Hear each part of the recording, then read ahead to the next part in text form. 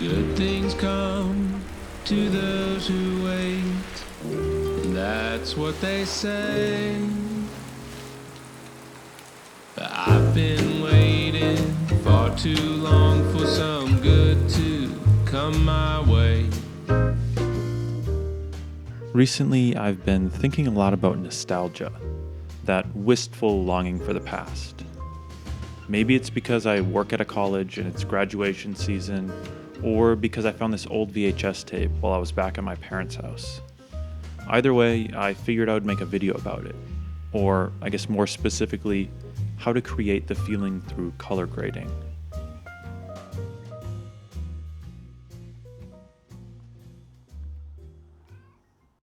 There's something really appealing about the tactile feeling of film, and a lot of times I want to get that feeling in my videos. But film is crazy expensive, and it doesn't really make sense for a lot of the work that I do. That all kind of leads me to Dehancer, a film emulation plugin. Now, Dehancer did send me this plugin to review, but they aren't seeing the video before it goes up, and the opinions that I share, good or bad, are my honest thoughts on the plugin. This isn't going to be an all-encompassing review either, but I'll show you how I use Dehancer in my workflow and how to get kind of a more nostalgic look. If after seeing this video you're interested in getting the plugin, you can use my code JOHN10% and get 10% off your purchase while also supporting the videos that I make on here. I'll have links to everything in the description below. But before we go to the computer, I want to talk a little bit about the types of shots I focused on when I was thinking about this video.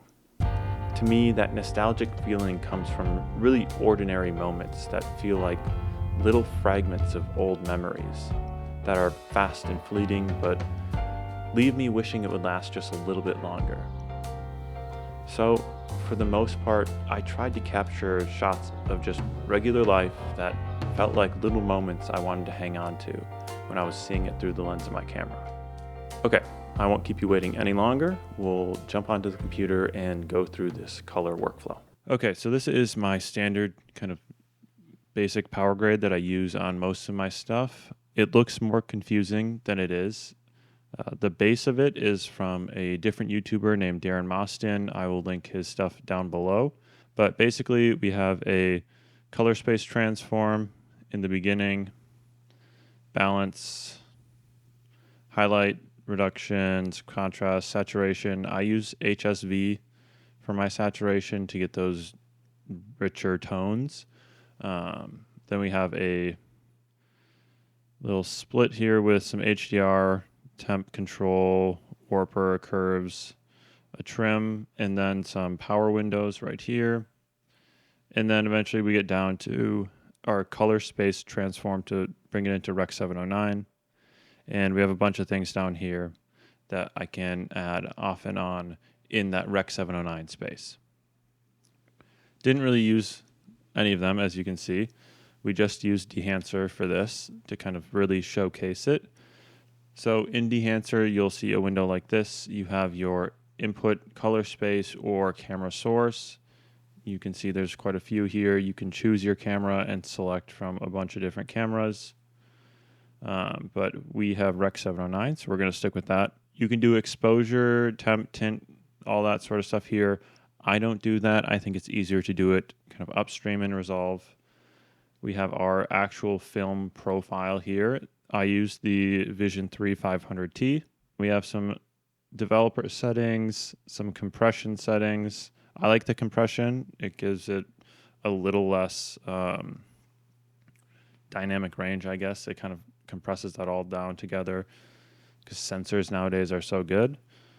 Let's see. For our film print here, I use just linear. I didn't add the one of these here. We have Fujifilm 3513, and then we have Kodak 2383 and Kodak Endura Glossy.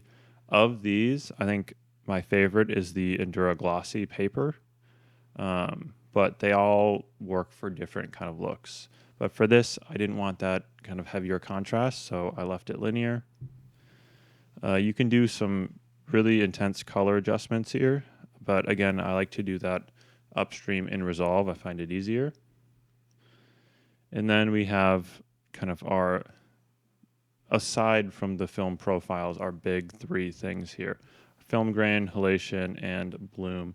And those will really kind of impact your image in a big way. We can see when I turn it on and off. Same with halation and same with bloom. You can see it really impacts the image quite a bit. I think it's really nice that you have these profiles that you can just click onto. You don't have to do like custom settings and a bunch of sliders to get it to look the way you want. You can just choose one of these profiles. The higher you go, so 65 mil is going to be less grain than 35, which is going to be less grain than 16. 8 mil is going to be the most grain. I do think the grain comes in a little bit heavy in Dehancer, so I usually keep it a bit lower. You do have a custom option if you want to, customize it exactly how you want, and you can get into how it looks in the shadows, the midtones, the highlights. You can do a lot with it, but I liked kind of just 35 mil 500 ISO and kind of reducing it down to that 20-25 mark. Halation, same thing. You have these awesome, presets that you can choose from, and you can adjust how like intense you want it. Same thing for bloom. You have film damage, also get the different presets, and you'll notice that's kind of a theme here, is that you have all these presets and it makes it really fast and easy. And I think that's one of the big selling points of Dehancer, is that it's really quick, it's really easy, and you can make some really big impacts on your image really fast. You have overscan, which is cool. This is going to add basically a film overlay, which I like because sometimes I like to use these because I think they're fun, just for like little effects here and there. And it's really annoying to have to kind of source them off the internet, and they always look, they're kind of Again, a bunch of options. I didn't use it really at all in this just because I didn't think it fit. But for those projects where it does fit, it's really nice to have. So that's kind of an overview of what we got.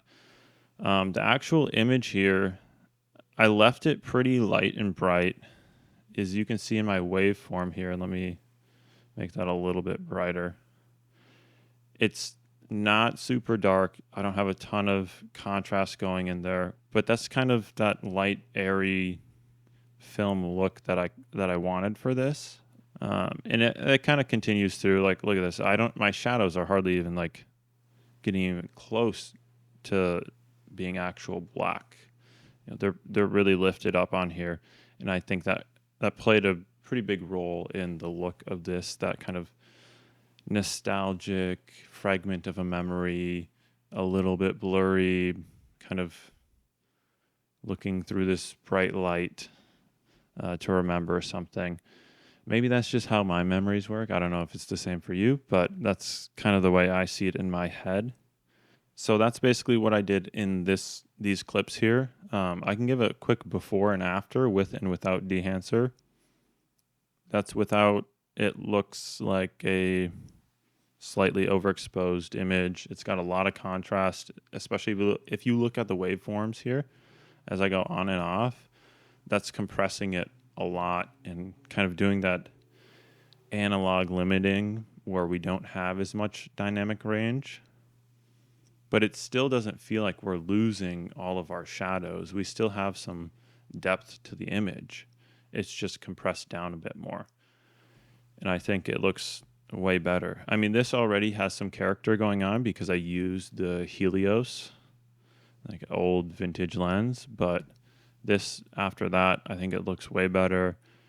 I like the kind of softness that we get, the compressed look, the grain.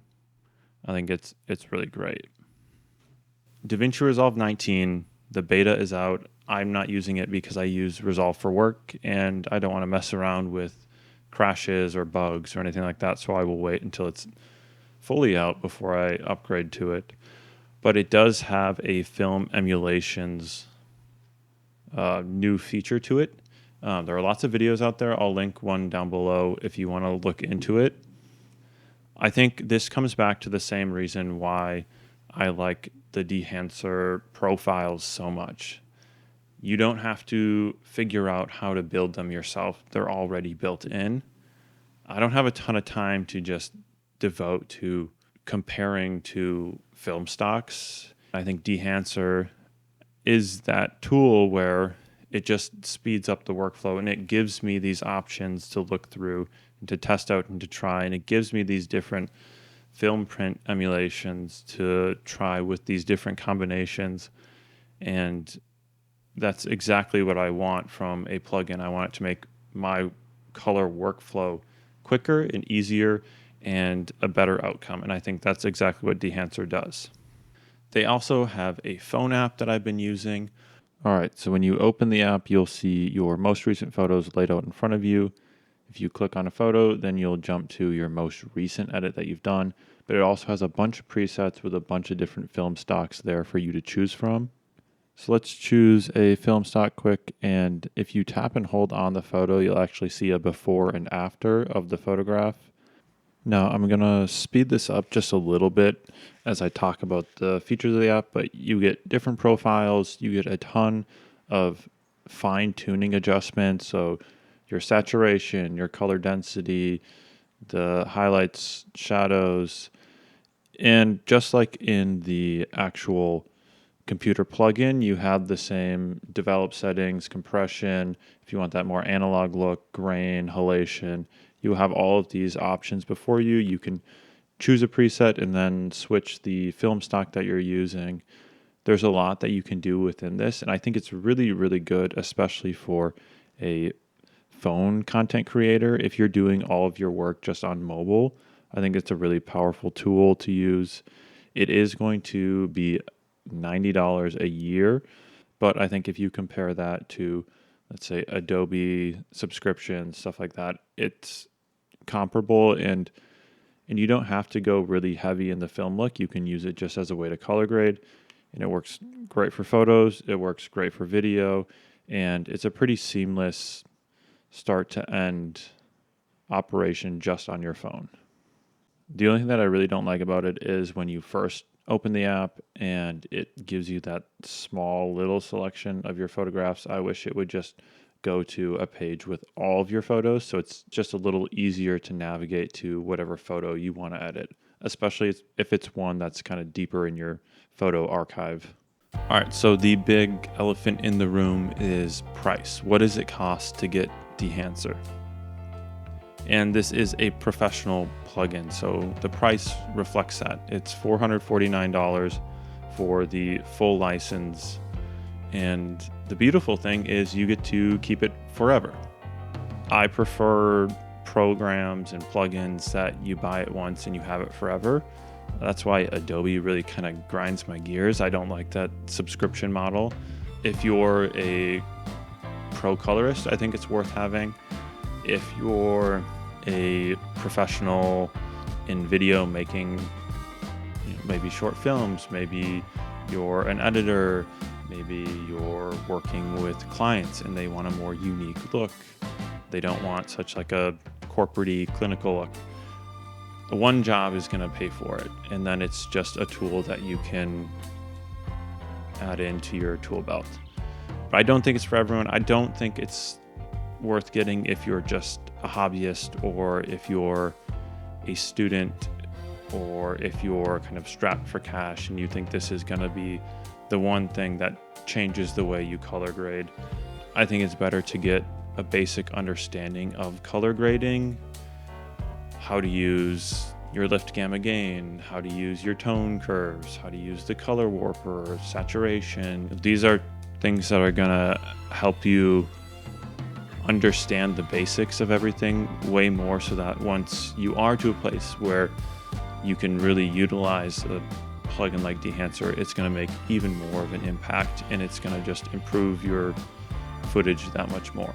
And it doesn't have to be used in a super filmic way like what I did.